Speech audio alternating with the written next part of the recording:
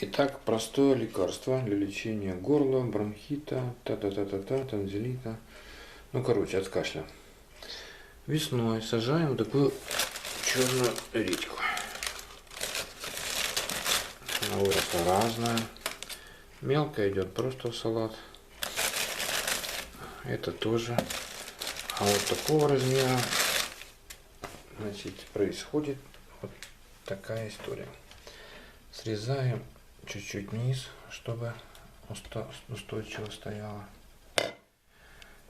Ну, если семья большая, делать нужно несколько, потому что лекарство очень драгоценное, его мало получается. Значит, вот час назад я срезал, выковырил вот таким ножичком сердцевину. Сердцевина тоже пойдет в салатик. Черная редька, она горчит немножко, перчит, то есть там природные лечебные свойства есть. И вот через час получилась такая жидкость. Еще видно, что внутри есть желтенькое. Желтенькое такое, это мед, самый настоящий. И по чайной ложке туда положил. Закладывать нужно несколько, потому что мало получается. И со временем,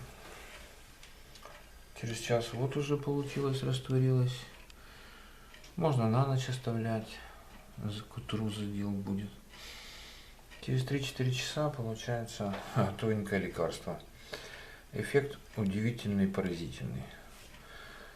Пробуйте, лечитесь, подписывайтесь на наш канал. На здоровье.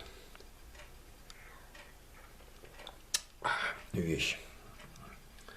Всего лишь за час. Теперь можно еще раз чайную ложку меда сюда положить. Еще раз получится.